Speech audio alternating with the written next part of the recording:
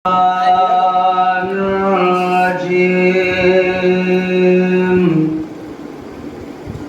الله الرحمن الرحيم الحمد لله الذي هدانا لهذا وما كنا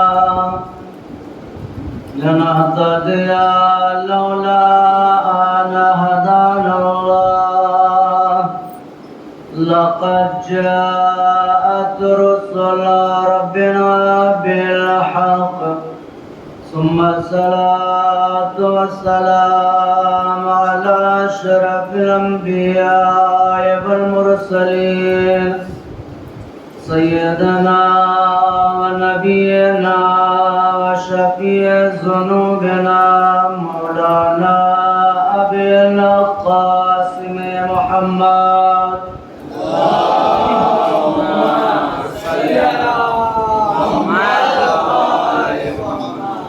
ثم الصلاة والسلام على أهل بيت الطيبين الطاهرين المعصومين المظلومين ولعنة الله على أعدائهم أجمعين أما بعد فقد قال الله سبحانه تبارك وتعالى وقوله الحق بسم الله الرحمن الرحيم ألم ترى كيف ضرب الله مثلا كلمة طيبة كشجرة طيبة أصلها ثابت وفرعها في السماء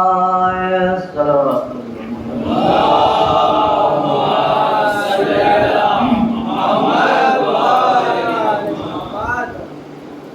آپ حضرات کو اور روئے زمین پہ جہاں جہاں بھی محمد علیہ محمد کے چاہنے والے آباد ہیں سب کو یہ عید زہرا بہت بہت مبارک۔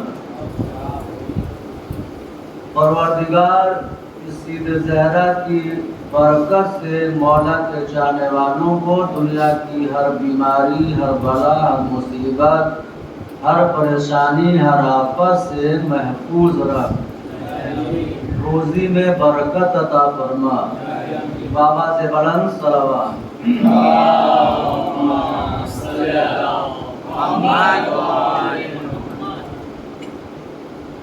پروردگار عالم سورہ ابراہیم کی آیت ہے کہ جس کو آپ کے سامنے بیان کیا، اور اس آیت کے ذریعے اللہ حق اور باطل کا اعلان کر رہا ہے۔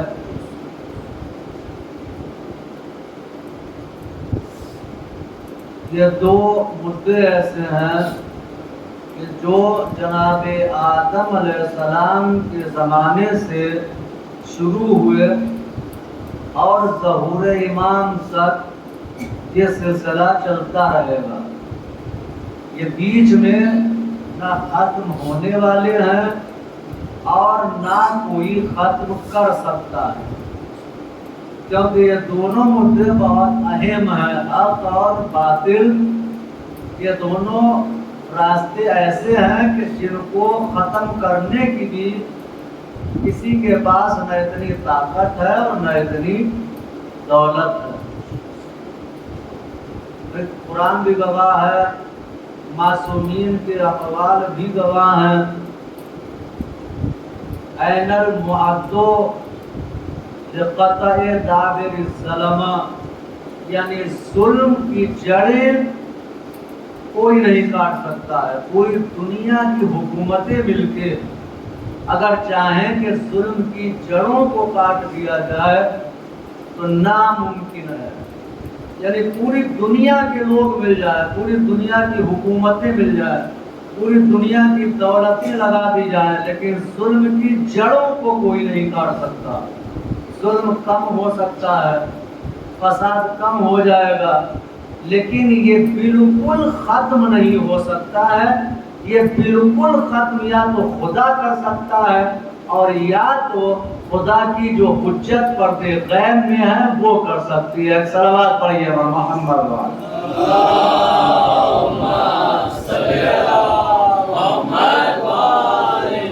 این المعدو لقطع دابر الظلمہ، یعنی کہاں ہے وہ جس کو اللہ نے منتخب کیا ہے ظلم کی جڑوں کو کاٹنے کے لیے، ظلم کی جڑوں کو اکھاڑنے کے لیے.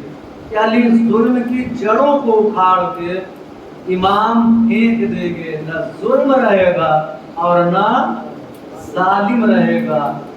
یہ صرف طاقت یا اللہ کے پاس ہے اور یا اللہ کے نمائندوں کے پاس ہے. دنیا کی کوئی حکومت یہ کام نہیں کر سکتی ہے.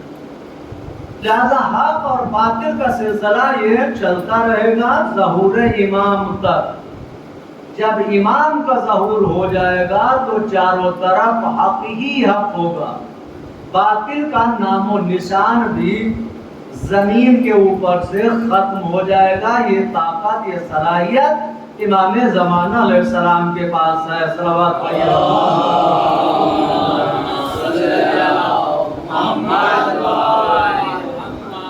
لہذا اسی چیز کا اللہ نے اس آیت میں اعلان کیا ہے کہ اے میرے رسول، اے میرے نبی، اے میرے پیغمبر، اے میرے حبیب، کلمہ طیبہ کی مثال شجر طیبہ سے میں نے دی ہے. اور یہ شجر ایسا ہے کہ چاہے جتنی آندھیاں ہیں، جتنے طوفان آئے، جتنے زلزلے آئے، یہ درخت نہ کبھی اکھڑنے والا ہے، نہ کبھی سوکھنے والا ہے، نہ کبھی ختم ہونے والا ہے. وَيَضْرِبُ اللَّهُ الْأَمْثَالَ لِلنَّاسِ لَعَلَّهُمْ يَتَذَكَّرُونَ. اس کی تھوڑی سی آواز کم کرو. صلوات پڑھیے اور محمد وعلیہ محمد.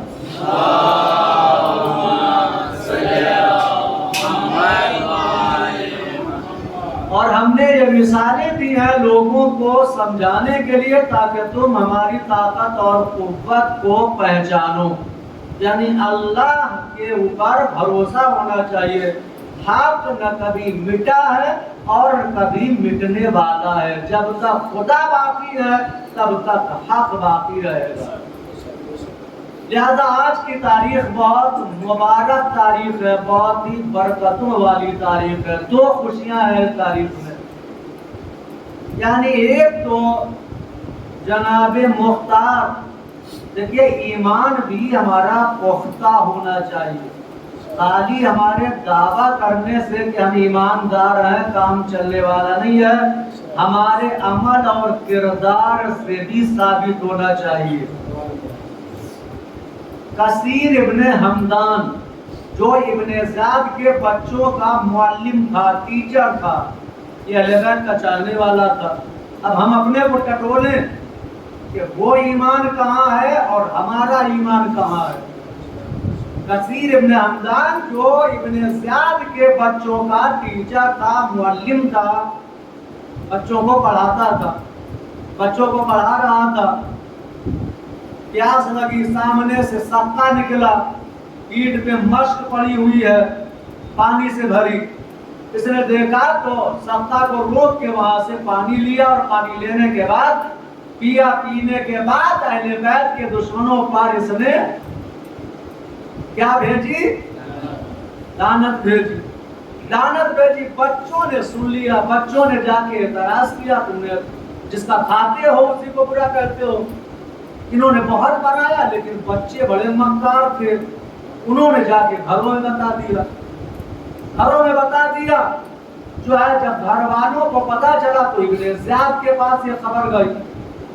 حالانکہ کتابوں میں ملتا ہے کہ ایک بچے کو انہوں نے مار بھی دیا تھا تو اس نے زیادہ جو ہے بہانہ بازی کر کے اور خوب چڑھ بڑھ کے ابن زیاد کے پاس ان کی شکایت کی گئی.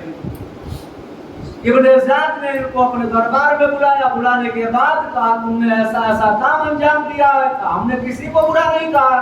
اور تقیہ واجب ہے اسلام میں. کہا نہیں بچے گواہ ہیں، سب بچوں نے گواہی دے دی ہاں انہوں نے برا کہا. زیادہ تفصیل میں نہیں جانا ہے. ہمیں ایمان کو دیکھنا ہے کہ یہ ایمان کتنا پختہ ہے اور آج کے زمانے کا ہمارا ایمان کتنا پختہ ہے. ابن زیاد نے ان کو جو ہے قید خانے میں ڈلوا دیا، یعنی اپنے ہی بچوں کے استاد کو اس قید خانے میں لے جا کے ڈالا گیا جہاں جناب مختار قید تھے، اور جناب مختار لوہے کی زنجیروں سے جکڑے ہوئے تھے، پورے جسم کے اوپر لوہا ہی لوہا تھا، لوہے کی زنجیریں تھی. اور ایسا قید خانہ، ایک صلوات پڑھیے بار محمد و آل محمد.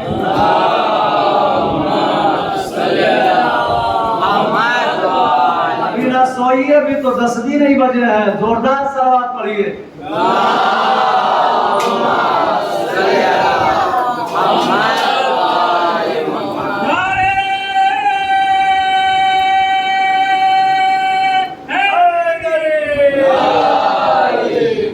یعنی ایسا قید خانہ کہ جس میں اپنا ہاتھ خود کا نہیں دکھائی دیتا تھا. یعنی جناب مختار ایسے قید خانے میں قید. جب یہ معلم کثیر ابن حمدان پہنچے ہیں اسی قید خانے میں جہاں جناب مختار تھے، تو انہوں نے دیکھا کوئی شخص یہاں آہٹ محسوس کی، کوئی یہاں موجود ہے. یہ قریب گئے، چہرہ تو دکھائی دے نہیں رہا تھا، بس خالی آہٹ ان کو محسوس ہوئی کہ یہاں پہ کوئی اور قیدی ہے. لہذا یہ قریب گئے. جانے کے بعد بھائی یہ بتاؤ کیا نام ہے تمہارا، کون ہے آپ؟ کہا کہ میرا نام مختار ثقفی ہے. کہا اس یہاں کیوں پہنچے، یہاں کیسے پہنچے، کس جرم میں پہنچے؟ تو کہا کہ علی بن ابی طالب کی محبت کے جرم میں یہاں مجھے پہنچایا گیا. کہا جس کی محبت کے جرم میں تم آئے ہو اسی کی محبت کے جرم میں تو میں بھی آیا. جناب مختار نے پوچھا آپ کثیر ابن حمدان ہیں، آپ معلم ہیں، آپ ٹیچر ہیں ابن زیاد کے بچوں کے، لہذا آپ کو تو یہاں سے رہائی ممکن ہے، کیونکہ جب دھیرے دھیرے ماں باپ کو سب کے پتہ چلے گی تو ہو سکتا ہے کہ آپ کی رہائی ہو جائے، کہ چلو استاد کو معاف کر دیا جائے، اب قید سے اس کو رہا کر دیا جائے. آپ کی رہائی تو ممکن ہے لیکن میری رہائی ناممکن ہے. یعنی یہاں پہ سمجھیے ایمان کس کو کہتے ہیں. جناب مختار نے کہا کہ میری رہائی ناممکن ہے، آپ کی رہائی ممکن ہے، کیونکہ آپ ٹیچر ہیں، استاد ہیں. مہینے 2 مہینے میں ماں باپ معاف کر دیں گے، بچوں کی پڑھائی کا نقصان ہو رہا ہے، لہذا ٹیچر کو، استاد کو رہا کر دیا جائے، معاف کر دیا جائے، اتنی سزا مل گئی بہت کافی ہے، آپ تو رہا ہو سکتے ہیں، یہ امکانات پائے جاتے ہیں، لیکن میری رہائی ناممکن ہے. کثیر ابن حمدان نے کہا مختار تمہارا نام کیا ہے؟ کہا میرا نام مختار ثقفی ہے. کہا کہ میں نے جنگ صفین میں مولا علی علیہ السلام سے یہ سنا ہے کہ حسین کے قاتلوں کو مختار آل محمد قتل کرے گا. آپ نے کتنے قتل کیے؟ کہا ابھی کچھ نہیں قتل کیا. تو کہا پھر آپ کو نہ موت آ سکتی ہے اور نہ یہاں ہمیشہ آپ رہ سکتے ہیں، کیونکہ مولا علی علیہ السلام کا فرمان ہے جب تک مختار اہل بیت کے قاتلوں کو قتل نہیں کر دیں گے تب تک مختار کو موت نہیں آ سکتی ہے. تو پھر آپ یہاں ہمیشہ رہنے والے نہیں ہیں، ابھی آپ باہر نکلیں گے اور حسین کے قاتلوں کو چن چن کے جو ہے قتل کریں گے. ایک صلوات پڑھیے بار محمد و آل محمد.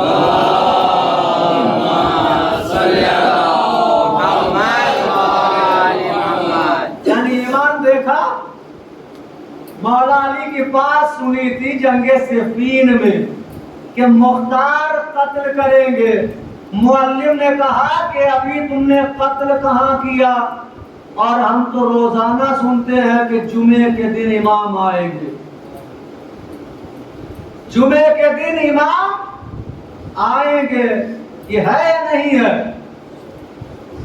जुमे के दिन इमाम आएंगे या नहीं आएंगे? या बुध या जुमेरात या जो शनिचर इतवार को आएंगे? चलो इतवार संडे छुट्टी रहती है, हो सकता है संडे को आ जाए, लेकिन कोई मौलवी, कोई रवायत, कोई हदीस, कोई किताब ये कहती है कि संडे के दिन छुट्टी है, संडे को भी आ सकते हैं। कहीं सुना है? नहीं सुना, न सुन सकते हैं, क्योंकि जो मासूम ने फरमा दिया बस वही हक है और सच है। यानी हदीसों में भी है कि जुमे के दिन इमाम आएंगे। अब अगर इमाम आ गए जुमे के दिन और हम ना पहुंचे तो फिर गैर हाजिरी इमाम को पसंद आएगी या ना पसंद आएगी? लिहाजा जुमे को दुआए नुदवा होती है और इस जुमे को हमारे मोहतरम अमीन भाई की तरफ से नजर नियाज का इंतजार है। लिहाजा ये इंतजार कीजिए एक हफ्ता कि हम जुमे के दिन जाएंगे, हो सकता है इस ओम पार्टी की मस्जिद में ही इमाम आ जाए, और वो तो हर मस्जिद में पहुंच जाएंगे, क्योंकि वो अल्लाह का नूर है। वो जब आएंगे तो हर जगह पहुंच जाएंगे। एक सलावत पढ़िए और मोहम्मद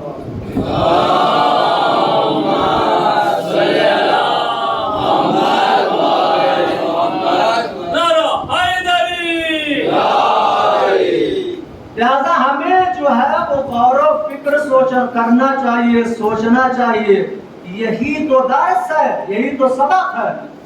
यानी मुअल्लिम ने कहा कि मुझे मालूम है, मुझे यकीन है, मौला अली अलैहिस्सलाम ये कह चुके हैं कि हुसैन के कातिलों को मुख्तार कत्ल करेंगे। तो अभी तो आपने कत्ल ही नहीं किया, तो आपको मौत कैसे आ सकती है? या आप हमेशा यहाँ कैसे रह सकते हैं? आप बाहर भी निकलेंगे, कत्ल करेंगे, उसके बाद कहीं मौत आपको आए। तो ये ईमान होना चाहिए। लिहाजा आज दो खुशियां हैं। एक तो ये खुशी ये है कि उमर इब्ने साद जो इब्ने ज़ाद के लश्कर का सरदार था और करबला के मैदान में रोज़े आशूर सबसे पहला तीर इसने ख़याम हुसैनी की तरफ चलाया है और अपनी फौज से मुखातिब होकर ये कहा कि तुम सब गवाह रहना कि पहला तीर हमने हुसैन के क़याम की तरफ चलाया है, इसके तुम लोग गवाह रहना, गवाही देना। ऐसे जालिम को जनाबे मुख्तार ने 9 रबीउल अव्वल को वासिले जहन्नम पहुंचाया है। दूसरी जो है खुशी, वो भी बहुत बड़ी खुशी है और जिसका अल्लाह ने वादा किया है, जो मैं आयत बयान कर चुका हूं कि जिसके साथ अल्लाह है उसे दुनिया की कोई भी ताकत, कोई भी हुकूमत उसका कुछ नहीं बिगाड़ सकती है। फिरौन इतना बड़ा दौलतमंद था, अना रब्बुकुमुल आला, दावा किया था कि मैं बड़ा खुदा हूं। फिरौन ने दावा किया था कि मैं बड़ा खुदा हूं। अना माने मैं, रब्बुकुमुल आला यानी बड़ा खुदा हूं मैं। किसने कहा था? फिरौन ने। इसीलिए मैं नहीं कहना चाहिए, मैं बहुत बड़ा गुनाह है कहना। अना खैर शैतान ने कहा था कि मैं अच्छा हूं, मैं बेहतर हूं। अना रब्बुकुमुल आला फिरौन ने क्या कहा था? शैतान का भी अंजाम सामने है और फिरौन का भी अंजाम सामने है। लिहाजा फिरौन ने इतना बड़ा दावा किया था, बेहिसाब दौलत थी और इसने अल्लाह चाहा कि जनाबे मूसा अलैहिस्सलाम दुनिया में ना आ पाए। इसको नजूमियों ने बताया था कि तुम्हारी सल्तनत में एक बच्चा पैदा होने वाला है और उसके पैदा होने के बाद तेरी सल्तनत, बादशाहत, दौलत खत्म हो जाएगी, तू बर्बाद हो जाएगा। इसको जब पता चला तो इसने युज़ब्बिहूना अबनाअकुम, बेटे की खबर दी गई थी। अल्लाह फरमाता है युज़ब्बिहूना अबनाअकुम व यस्तहयूना निसाअकुम। जब इसको ये खबर मिली तो बेटा पैदा होता था, उसको कत्ल करवा देता था। اور بیٹی پیدا ہوتی تھی اس کو چھوڑ دیتا تھا۔ تاریخ میں ہے کہ 20,000 لڑکوں کا قتل اس نے کروایا۔ کتنے؟ 20,000 لڑکے قتل کروائے فرعون نے۔ بیٹا پیدا ہوتا تھا قتل کروا دیتا تھا۔ واقعہ بہت تفصیلی ہے، بس خالی اشارہ کرنا ہے۔ لیکن اللہ کی طاقت کے سامنے کسی کی چلنے والی نہیں ہے۔ حق وہ درخت ہے کہ جس کی حفاظت کرنے والا اللہ ہے۔ چاہے جتنا بڑا ظالم آ جائے، چاہے جتنا بڑا شیطان آ جائے، لیکن حق کا کوئی کچھ نہیں بگاڑ سکتا۔ لوگوں نے بچے پیدا کرنا چھوڑ دی، سوچے کیا فائدہ ہے اگر بیٹا پیدا ہو گیا تو سامنے قتل کر دیا جائے گا۔ ماں باپ کے دل پہ کیا گزرتی ہوگی؟ جس کا چھوٹا سا بیٹا اگر قتل کر دیا جائے تو وہ ماں باپ کے دل پہ کیا گزرتی ہوگی؟ تو لوگوں نے سوچا کہ بچے پیدا کرنا ہی چھوڑ دے۔ لیکن جناب عمران، جناب موسیٰ علیہ السلام کے باپ نے کہا کہ میں اس پہ عمل نہیں کروں گا۔ جناب موسیٰ علیہ السلام پیدا ہو گئے، حالانکہ اس نے عورتوں کو جو ہے گھروں میں بٹھا دیا کہ دیکھو جو عورت حمل سے ہو اور جب بیٹا پیدا ہو تو آ کے بتانا۔ جناب موسیٰ علیہ السلام کے ساتھ میں بھی ایک عورت رہتی تھی، لیکن جناب موسیٰ علیہ السلام ماں کے شکم میں پرورش پاتے رہے، نہ اس عورت کو پتا چلا کہ شکم میں بچہ ہے اور نہ کسی کو پتا چلا۔ جب جناب موسیٰ علیہ السلام کی ولادت کا وقت آیا تو چہرے پہ آثار نمودار ہوئے تکلیفوں کے۔ ایک عورت کی مشکل کو جانتی ہے۔ اس نے پوچھا کہ بی بی آپ اتنا پریشان کیوں ہیں؟ تو آپ بتاؤ۔ نہیں بتانا نہیں کسی کو، تو میں راز بتاؤں؟ کہا نہیں بتاؤں گی۔ کہا پہلے خدا رسول کی قسم کھاؤ۔ قسم کھائی۔ سپاہی آتے تھے کہ ہاں کیا پیدا ہوا، کب پیدا ہوگا، یہ سب تفصیل معلوم کرتے تھے۔ یہاں بھی سپاہی آئے، اس عورت نے کہا یا کچھ نہیں پیدا ہوا، یہ خون کا لوتھڑا پیدا ہوا۔ سپاہی چلے گئے۔ جناب موسیٰ علیہ السلام پیدا ہو گئے۔ اب ماں پریشان ہے۔ اللہ نے جناب موسیٰ علیہ السلام کی ماں کے پاس وحی بھیجی۔ جب جناب موسیٰ علیہ السلام کی ماں کے پاس اللہ کی طرف سے وحی آ سکتی ہے تو فخر موسیٰ جناب مولا علی علیہ السلام کی ماں فاطمہ بنت اسد کے پاس بھی اللہ کی طرف سے وحی آئی تھی کہ گھر میں مت بیٹھو، کعبے کے قریب جاؤ، دیوار شک ہو جائے گی، اندر داخل ہو جانا۔ اس صلوات پڑھیے بار محمد و آل محمد۔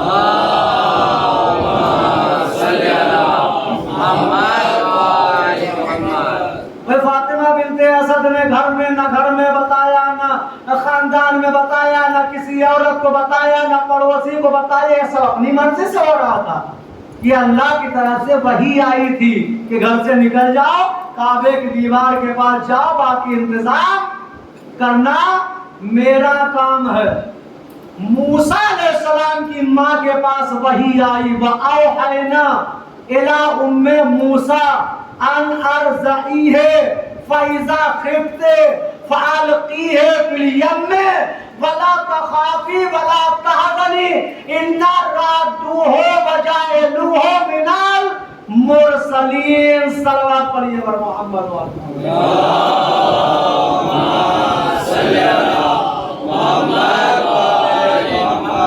جناب موسیٰ علیہ السلام کی ماں کے پاس وحی آئی ہے، موسیٰ کی ماں تم اپنے بچے کو دودھ پلاؤ، دودھ پلانے کے بعد لکڑی کے گہوارے میں رکھو، گہوارے میں رکھنے کے بعد دریائے نیل میں ڈال دو، یعنی بہتے ہوئے پانی میں ڈال دو۔ تمہیں نہ ڈرنے کی ضرورت ہے، نہ تمہیں گھبرانے کی ضرورت ہے، نہ تمہیں خوف کھانے کی ضرورت ہے۔ تمہارے بچے کو میں ملاؤں گا، تمہارے بچے کو میں ابھی رسول بنانے والا ہوں۔ تمہارا بچہ ابھی رسول کہاں بنا ہے تو یہ قتل کیسے ہو سکتا ہے؟ ایک صلوات پڑھیے بار محمد و آل محمد۔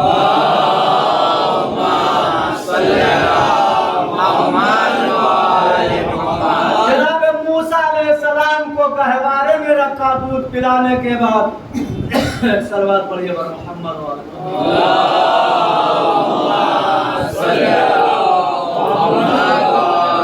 और गहवारे में रखने के बाद पानी में डाल दिया।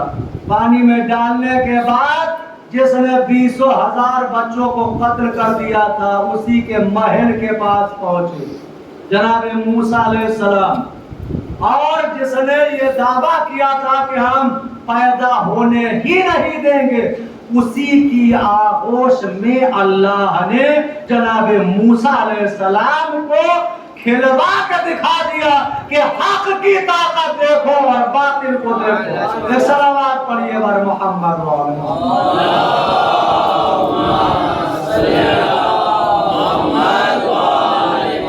गोदी में खेलते खेलते एक दिन जो है ऐसा तमाचा मारा फिरौन के जनाब मूसा अलैहिस्सलाम ने कि तमाचा लगने के बाद फिरौन घबरा गया, लड़स गया, फौरन अपने वजीर हामान को बुलाया, कहा कि ये बताओ कि बड़ा खतरनाक बच्चा है। कहा क्यों?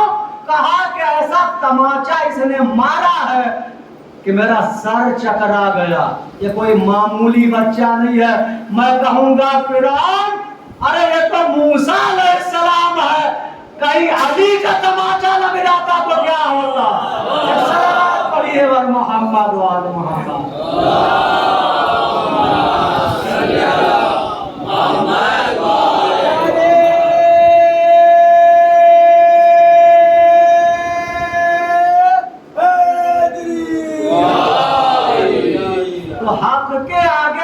चलने वाली नहीं है। फिरौन की दौलत रखी रही, ताकत रखी रही, हुकूमत रखी रही, लेकिन अल्लाह ने अपने नुमाइंदे को फिरौन के दरबार में ही पहुंचा के और परवरिश करवाई है। खाली दावा करने से कोई फायदा नहीं है। फिरौन की बीवी, अल्लाह ने वो मर्तबा दिया है, कुरान में है कि फिरौन की बीवी ने कहा था हालत रद्दनी इंदका बैतन फिल जन्नत, ए मेरे परवरदिगार अपनी जन्नत में मेरे लिए घर बनवा अपने करीब। ये मर्तबा अल्लाह ने फिरौन की बीवी को दिया है। और वही जनाब नूह अलैहिस्सलाम की बीवी और जनाब लूत पैगंबर की बीवी के लिए अल्लाह कहता है कि इनको जहन्नम में डाल दो। अल्लाह का रिश्ता काम आने वाला नहीं है, अमल सही होना चाहिए। रिश्ते से गाड़ी आगे बढ़ने वाली नहीं है। अगर अमल सही होगा तो दुनिया में भी कामयाबी है, आखिरत में भी कामयाबी है। लिहाजा हक हमेशा कामयाब था, कामयाब है और कामयाब रहेगा। लिहाजा मोतमिद ने ये किताबों में पढ़ा था, सुना था कि हसन अस्करी अलैहिस्सलाम के घर एक बच्चा, सलावत पढ़िए,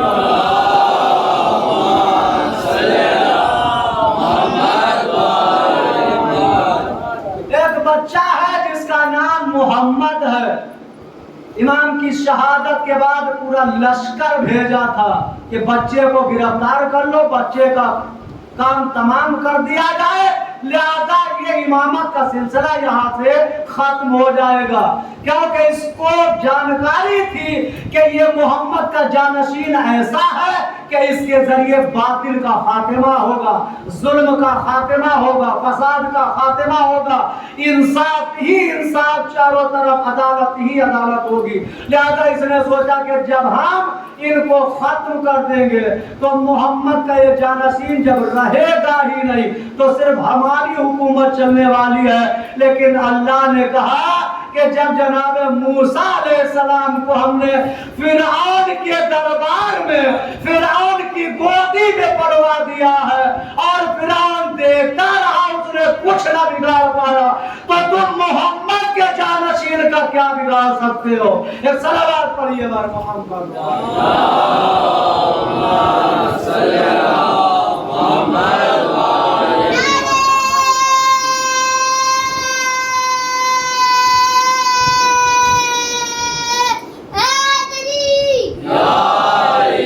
लिहाजा कल जो है इमाम की ताजपोशी है।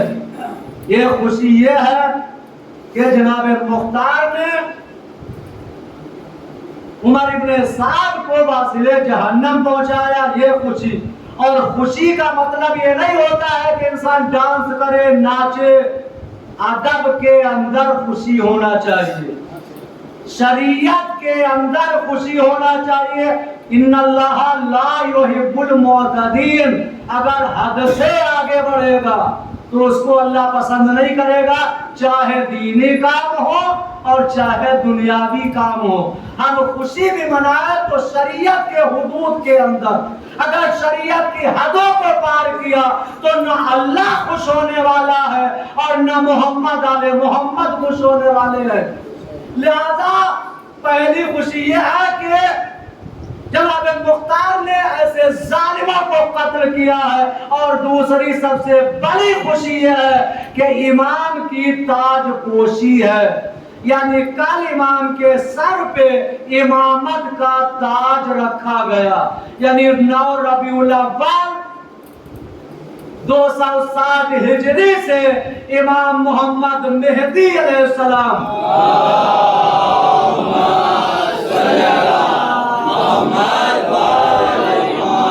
امامت کی ذمہ داریوں کو سنبھالا ہے۔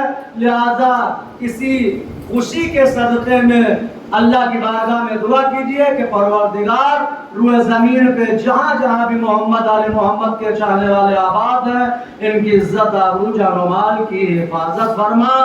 پروردگار امام زمانہ علیہ السلام کے ظہور میں تاجیل فرما، ہم سب کا شمار ان کے اعوان و انصار میں فرما۔ آپ حضرات تشریف رکھیں، ابھی جو ہے نظم کا سلسلہ جاری اور ساری رہے گا۔ بابا غلط